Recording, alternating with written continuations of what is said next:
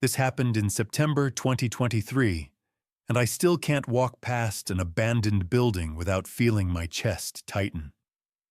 I'm not the adventurous type, not really, but I've always been drawn to forgotten places. Old houses, crumbling factories, spots where time just stopped. I don't know why. Maybe it's the stories they hold. But after what happened at the Carver Street house, I'm done. I'm sharing this because I need someone else to know. And maybe it'll stop you from making the same mistake I did. I live in a mid-sized town in Indiana, the kind where the edges blur into cornfields and the main drags half-shuttered stores. Carver Street's on the west side, an old row of houses built in the 40s, most still lived in, but one's been empty for years. Number 17. It's a two-story relic, paint peeling like dead skin, windows boarded or smashed, the yard a tangle of weeds. People say it's been vacant since the 90s, after the last owner died or disappeared. Stories vary. Kids dare each other to knock on the door, but no one stays long. I'd driven by it 100 times, always curious, always meaning to check it out. Last fall, I finally did. It was a Saturday, overcast and chilly. I'd been laid off from my warehouse job a week earlier, so I had too much time on my hands. I grabbed a flashlight, my phone, and a water bottle. Nothing serious, just enough to poke around. I told myself it'd be quick, in and out. Maybe snap a few pics for Instagram. I didn't tell anyone where I was going. That was my first mistake. The street was quiet when I parked a block away. No cars, no dog walkers. Just the wind rustling the overgrown trees. Number 17 loomed at the end of the row, its roof sagging like it was tired of standing. The front porch was half collapsed, boards splintered and soft with rot. I tested the steps with my foot, heart thudding a little, and they held.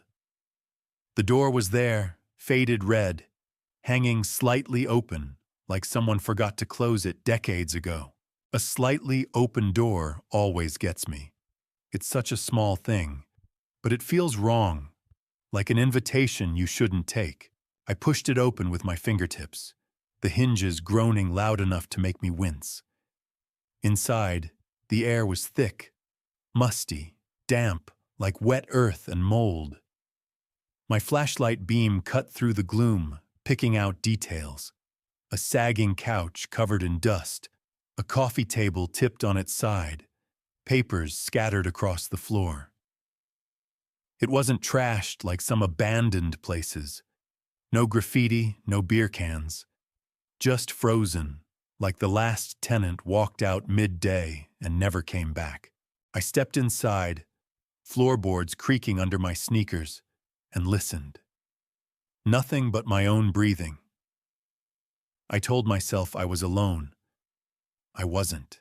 The living room led to a narrow hall, then a kitchen with yellowed linoleum and cabinets hanging open. A few dishes sat in the sink, crusted with something black. I didn't touch them, just kept moving, my light bouncing off peeling wallpaper. There was a staircase to the second floor, steep and dark, the kind that dares you to climb it.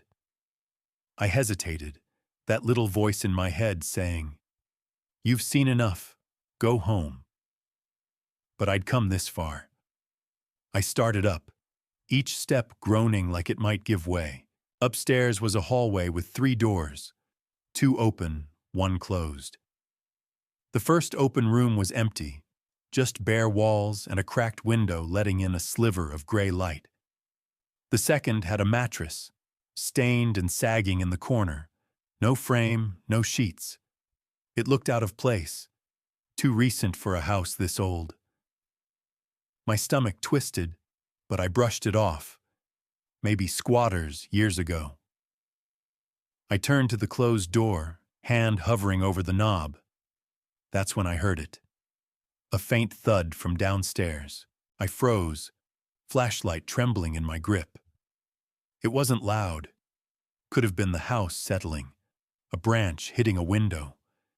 But it didn't feel natural.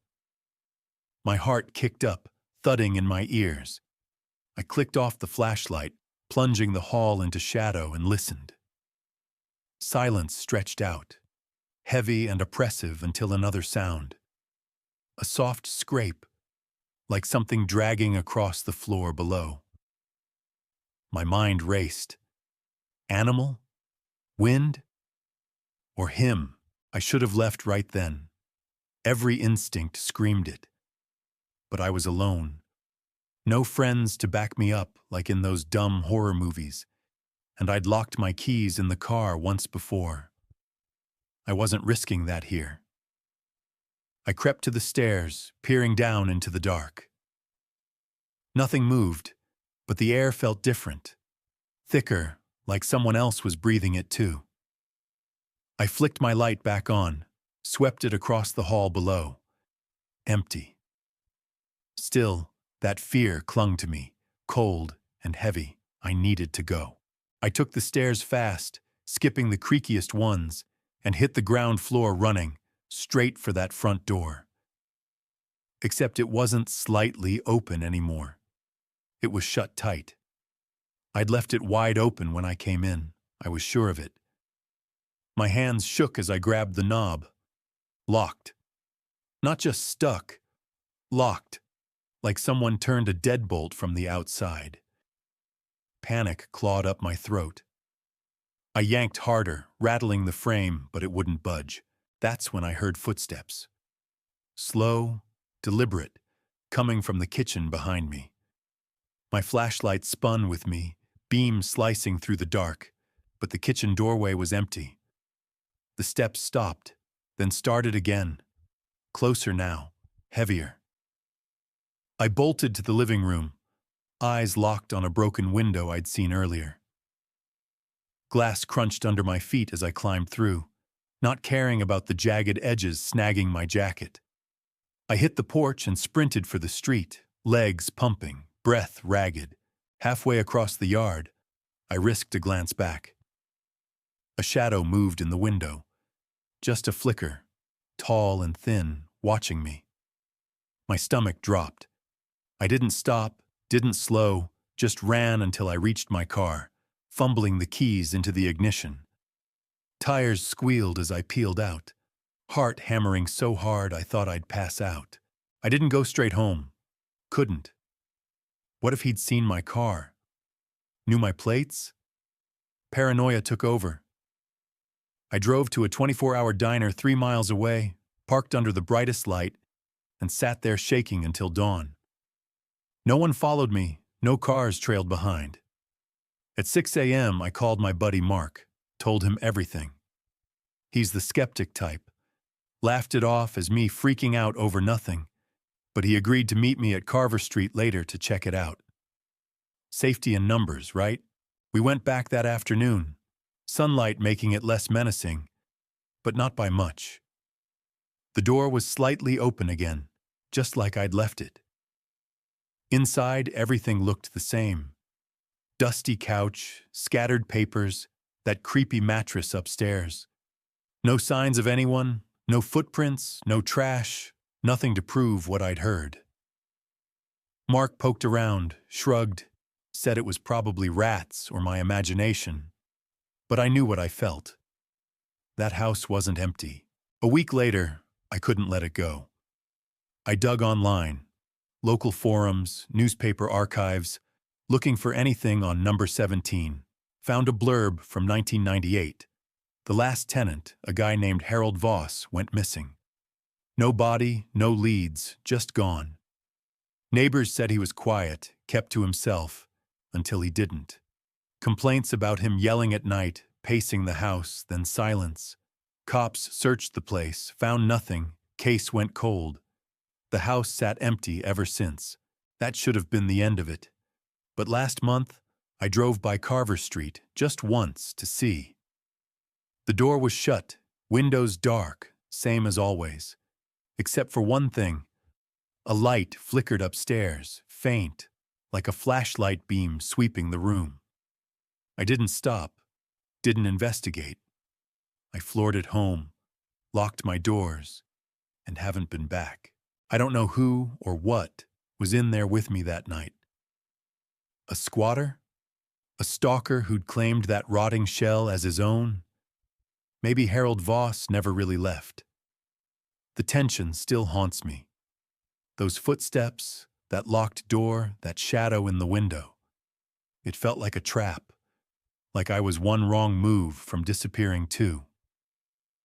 Number 17's still there, rotting on Carver Street, waiting for its next visitor. If you're ever tempted to explore an abandoned building, don't. Some places aren't as empty as they look, and some doors lock behind you for a reason. This happened in the winter of 2019, and it's the kind of thing that still wakes me up at night. Heart pounding, checking my locks. I was 25, living alone in a cheap rental in Toledo, Ohio, a duplex near the rail yard, all peeling paint and drafty windows. I'd moved there after a breakup, needing something affordable while I worked nights at a distribution center. The neighborhood was rough but quiet, mostly warehouses and empty lots, with train horns cutting through the silence.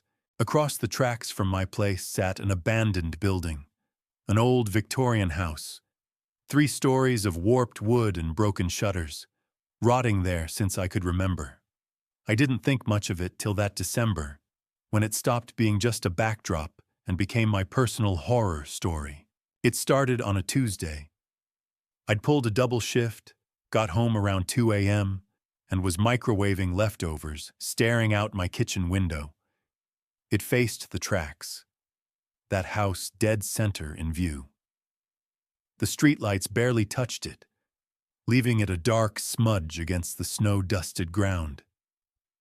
But that night, I saw a flicker, a faint light moving in one of the upper windows, gone so fast I thought I'd imagined it.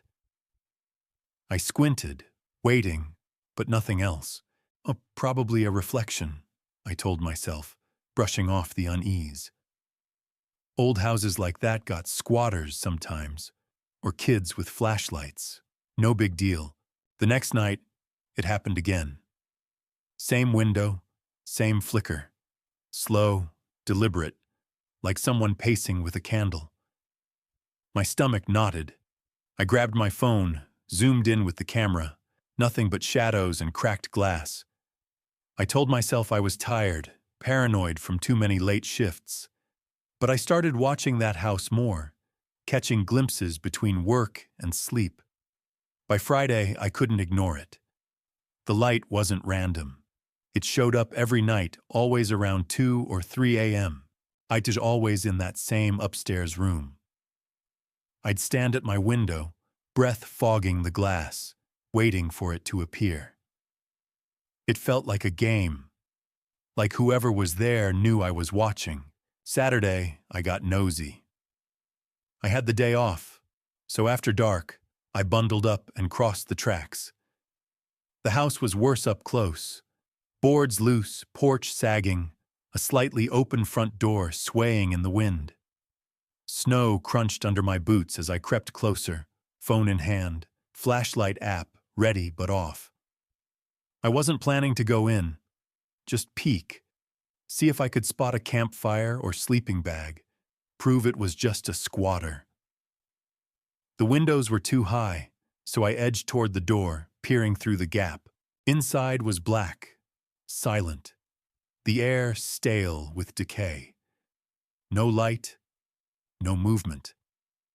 I backed off, feeling dumb but relieved. Maybe it was nothing. That night, the light didn't show. I sat up till 4 a.m., curtains cracked, staring at the house. Nothing. Relief hit, then unease.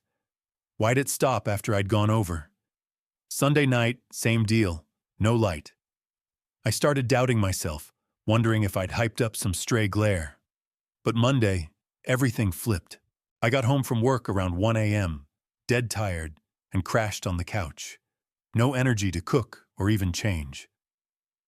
I woke up to a sound, soft, rhythmic, like tapping. My eyes snapped open. The clock said 2:47 a.m.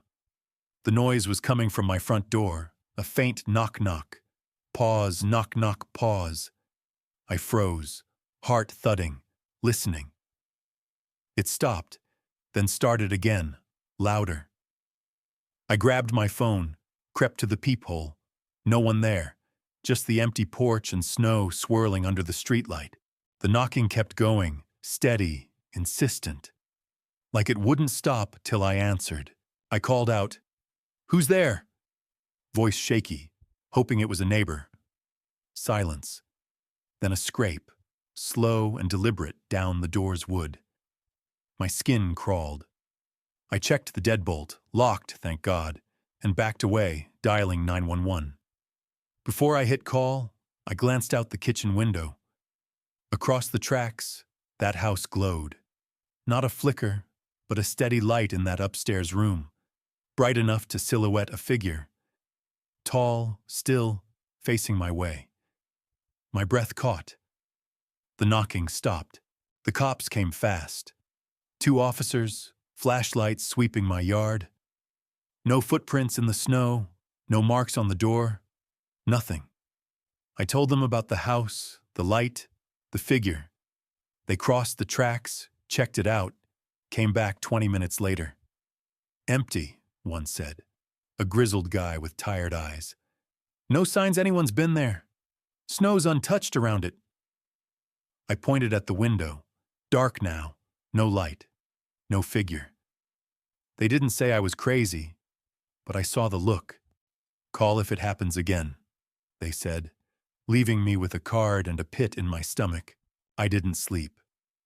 Kept my lights on, curtains shut, TV blaring to drown out the quiet. Tuesday night, I got home and triple-checked every lock, door, windows, even the basement hatch. I'd ordered a cheap security camera online that day, one of those battery-powered ones, and set it up facing the front door. At 2 a.m., it started again. Knock, knock, pause, knock, knock, pause. Louder, closer, like it was inside the walls. I grabbed a kitchen knife, hands shaking, and checked every room. Nothing. The sound moved. Front door, then a window, then the back door, circling me. I peeked through the blinds. That light was back. Steady. The figure clearer now. Head tilted. Watching. My phone buzzed. A text from an unknown number. "You shouldn't have looked." I called the cops again, voice cracking as I read the text. They came, searched. Same story. No tracks, no signs, house empty. The number was a burner, untraceable. "Could be a prank," one said, a younger woman this time. But I saw her glance at that house like she didn't buy it. I showed them the camera footage. Nothing but static for the 10 minutes the knocking happened, then clear again. They left, and I sat up till dawn, knife in hand, paranoia choking me. Wednesday. I barely functioned at work, jumping at every noise. Got home, checked the camera, motion alert at 3:12 a.m. The footage showed my porch, empty, then a shadow, just for a frame, tall, thin, gone. No face, no details, but my blood ran cold. That night, I stayed at a coworker's place, too scared to go back. Thursday, I returned with a plan. New deadbolt, window locks, and a baseball bat by my bed.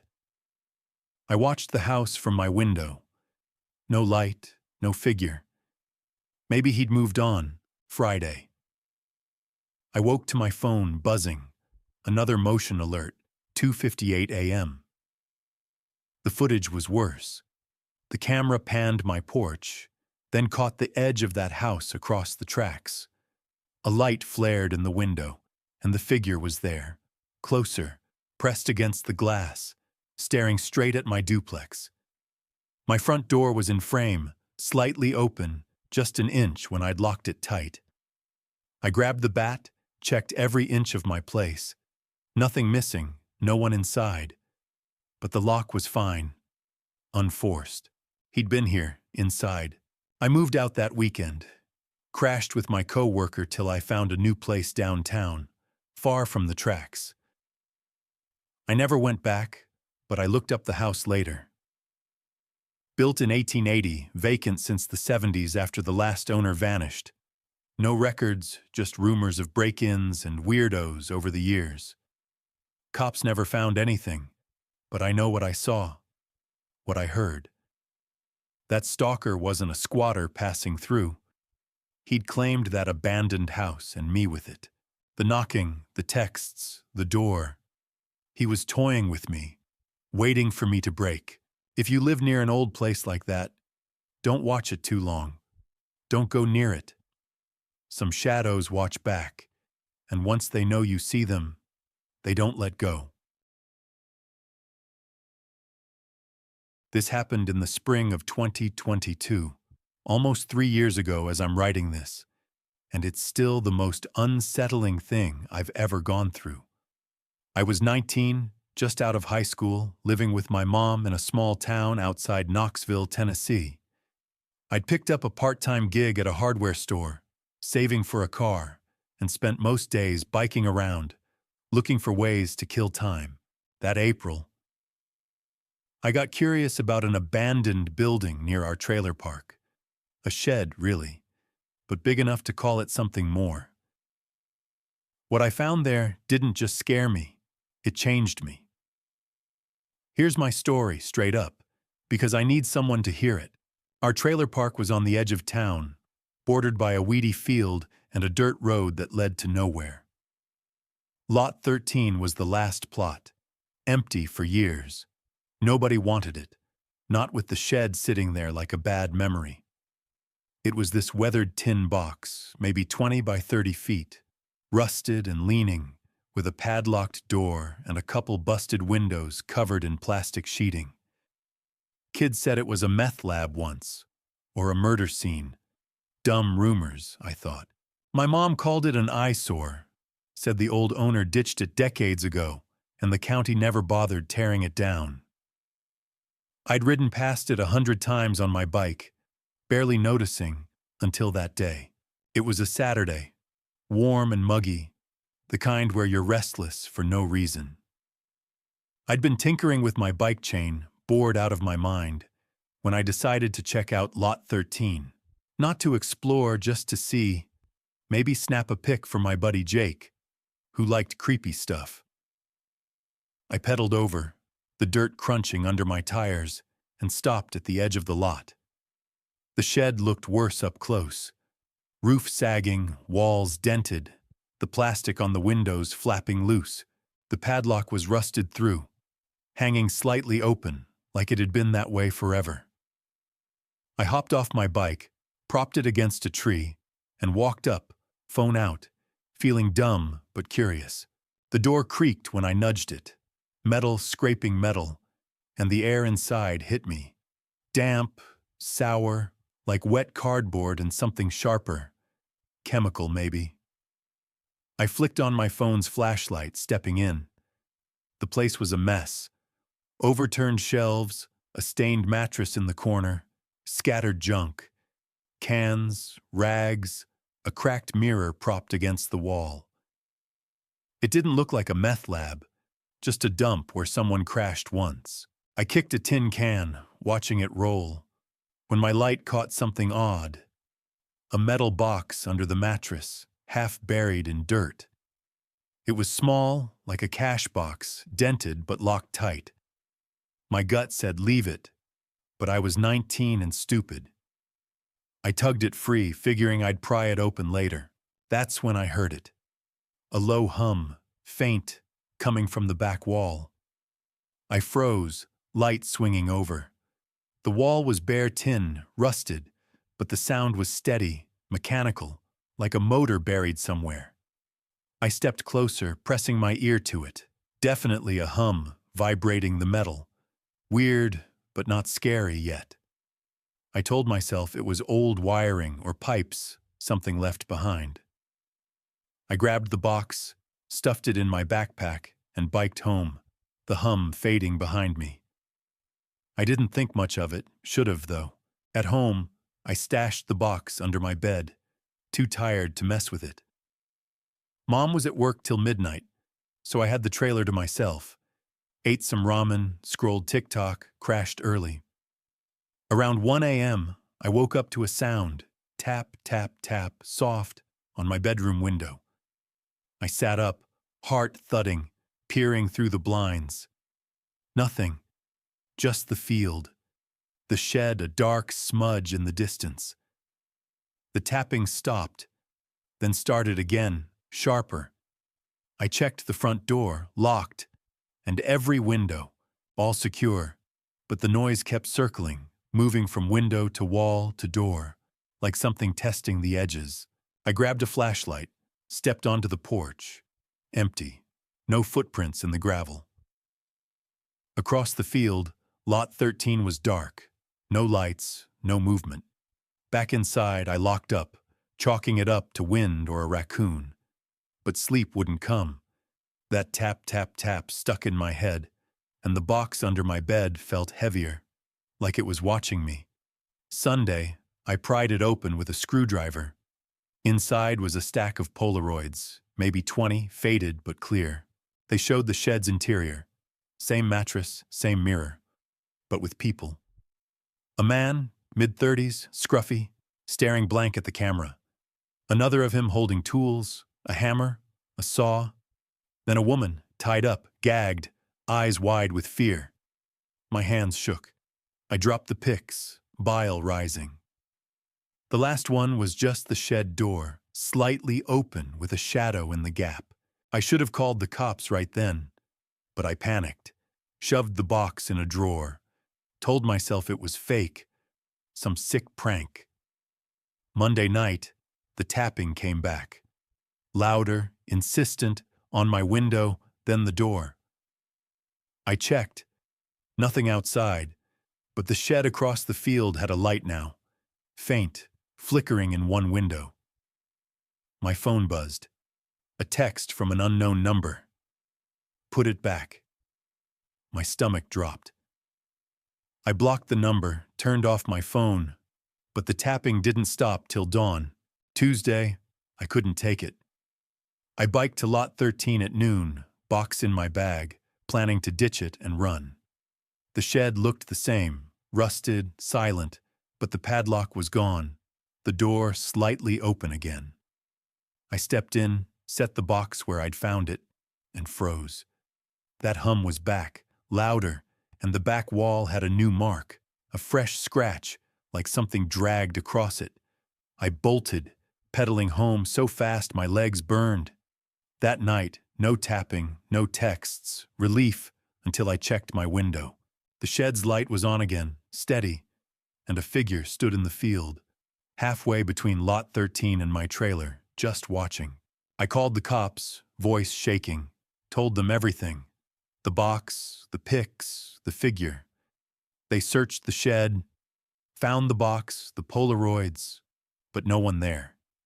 No footprints, no fingerprints, just my word and those photos. They traced the old owner, dead since '95, no leads on the pics. Could be a hoax, one cop said, but he kept glancing at the shed like it bothered him. They took the box, told me to call if anything else happened. The lights stopped after that. The figure didn't come back, but I hear that hum sometimes, faint, in my dreams. I moved out that summer, got a place in Knoxville, far from Lot 13. Mom still lives there, says the shed's quiet now, but I don't visit. Those pics, whoever took them, whoever was in them, tied me to that abandoned building. Taking that box brought something to my door, something that knew where I slept. If you see an old shed like that, padlocked or not, don't touch it. Some things aren't just forgotten, they're waiting, and they don't let go easy.